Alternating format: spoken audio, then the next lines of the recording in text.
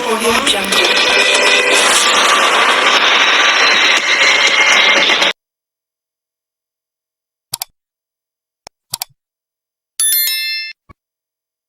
Sore. Pak, kita mau tanya tentang bagaimana keberadaan PBB ini, di mana Pak Juniper sendiri sebagai pembina atau penasehatnya, apa yang bisa Bapak sampaikan bahwa keberadaan PBB ini menjadi sesuatu yang Bermanfaat bagi masyarakat. yang sangat maksudnya menyatu dengan masyarakat.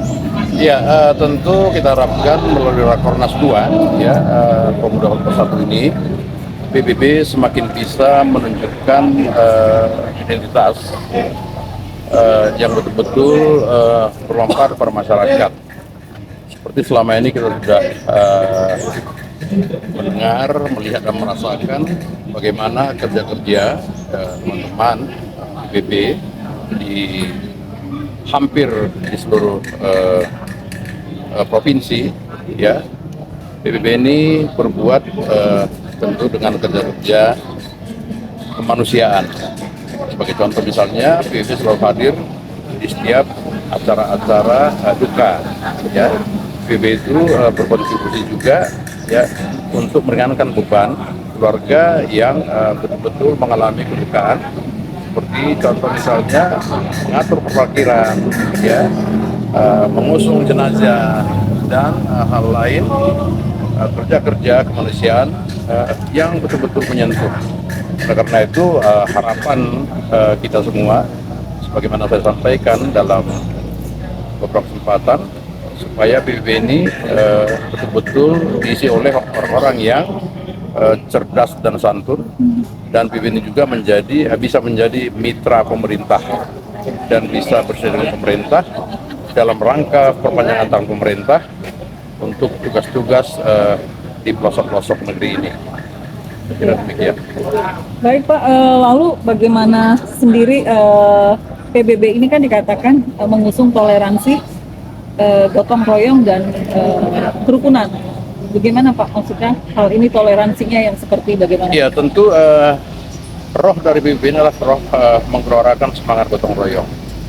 Ya, PBB itu tidak bisa bekerja secara perorangan, tapi semua harus dengan semangat gotong royong. Dengan gotong royong, maka segala sesuatu, setiap masalah itu akan ringan sama dijingjing, berat sama dipikul, tentu semua akan selesai dengan baik. Saya kira itu. Ini mungkin lebih ke penekanan kepada toleransinya.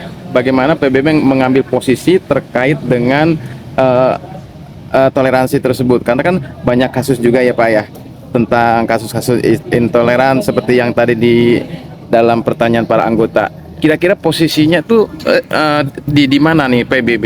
Ya, negara ini kan negara hukum. Ya, dasar negara kita Pancasila.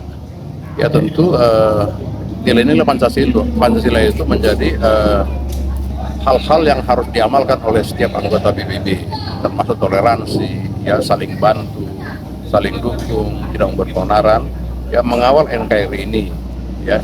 Nah, menyangkut intoleransi agama, itulah merupakan salah satu tugas dari PBB ini untuk menegakkan aturan, untuk menegakkan equality before the law, persamaan hak, ya, dimanapun itu, ya, sepanjang itu menjadi hak. Nah, yang terakhir mungkin, ya, saya tadi sampaikan bahwa PBB tidak bicara mengenai kewajiban, tetapi bicara mengenai hak. Apa itu? Contoh misalnya, pajak itu bukan kewajiban, ya, pajak itulah hak.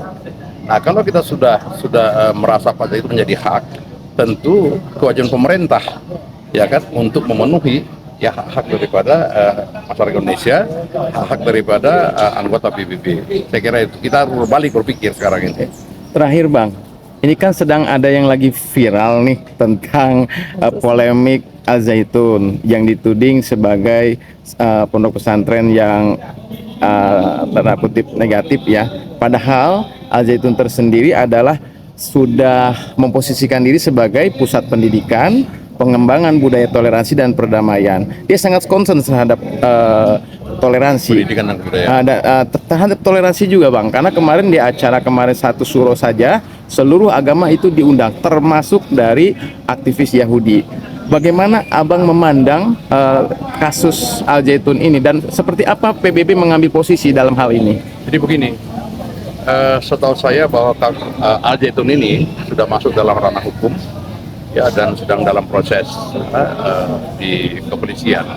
Oleh karena itu tentu kita menghimbau supaya PBB ini tidak ikut ya larut dalam urusan penegakan hukum. Biarkan saja hukum yang berjalan, biarkan saja hukum yang proses. Tentu dengan dengan prinsip presumption of innocent, praduga tak bersalah ya. Jadi PBB itu harapan kita tidak perlu masuk ke sana.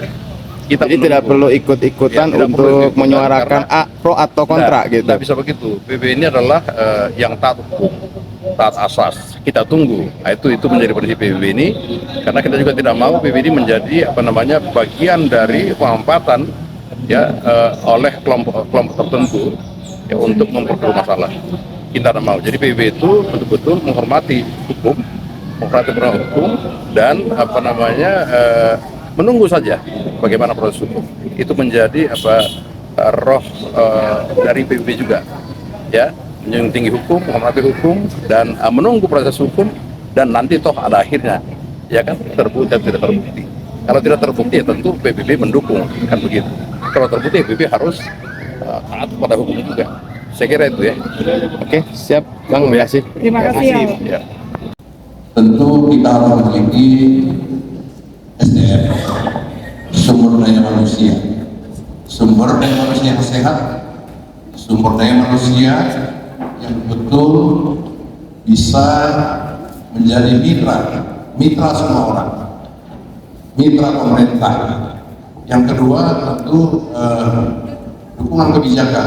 Apa itu kebijakan? Kebijakan itu adalah regulasi. Ya. Sebelum kita lahir, kita sudah diatur oleh aturan, oleh hukum. Kalau disebut sudah diatur oleh aturan, ketika seorang janin yang belum lahir itu sudah menjadi subjek hukum. Apa itu subjek hukum?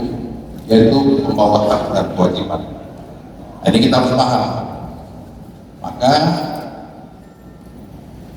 ketika satu janin itu misalnya meninggal karena dianiaya secara tidak langsung, contohnya ibunya itu dianiaya oleh bapaknya, maka janin yang meninggal karena perbuatan bapaknya itu sudah masuk pada ranah hukum. Ya, bukan berarti harus menjadi manusia dulu, lahir dulu, itu sudah itu belum menjadi subjek hukum. Sekarang ini sedang ramai mengenai kejahatan kemanusiaan. Yang kalau orang bilang begal, sebenarnya pembuatan begal. Ya, begal itu adalah kejahatan kemanusiaan. Nah, PBB bisa hadir di sana. Yang untuk bukan mengamankan, menjaga konstitusi. Kita bisa hadir di titik-titik tertentu yang menjadi tempat-tempat terjadinya begal tersebut. Itu contoh kecil yang bisa kami berikan. Nah, yang kedua tentu organisasi PBB ini tidak boleh melanggar hukum. Ya, kita di negara ini sudah diatur oleh tatanan hukum. Kita di negara ini sudah diatur oleh aturan hukum. Ya, apa yang boleh dan apa yang tidak boleh. Dan menjadi tugas PBB juga menjaga ketertiban hukum, menjaga ketertiban umum di setiap tempat. Nah, ini menjadi tugas kita semua. Inilah disebut menjadi bagian dari sinergitas yang PBB dengan APH, aparat penegak hukum, aparat penegak hukum juga pemerintah.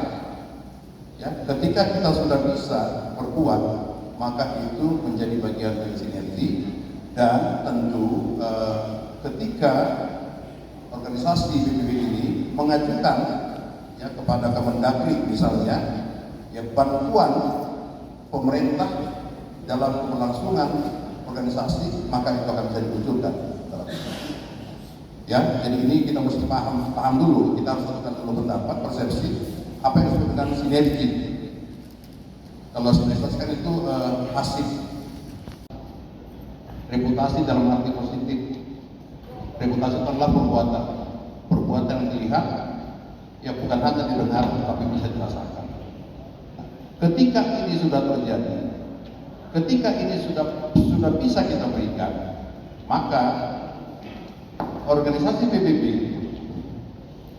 ketika akan bertemu dengan pemerintahan dari tingkat pusat sampai ke desa itu, maka mereka tidak akan meragukan organisasi kita ini. Tidak akan meragukan. Maka untuk di tingkat kabupaten atau provinsi, ya, rekan-rekan juga semua tentu setelah berkoordinasi komunikasi dengan DPP bisa melakukan bukan audiensi, bisa melakukan koordinasi kepada Kesbangpol. Kenapa harus ke Kesbangpol? Supaya organisasi kita ini bisa mendapatkan kontribusi bantuan dari pemerintah. Bantuan itu apa saja? Bantuan itu tidak hanya berbentuk uang. Sebenarnya misalnya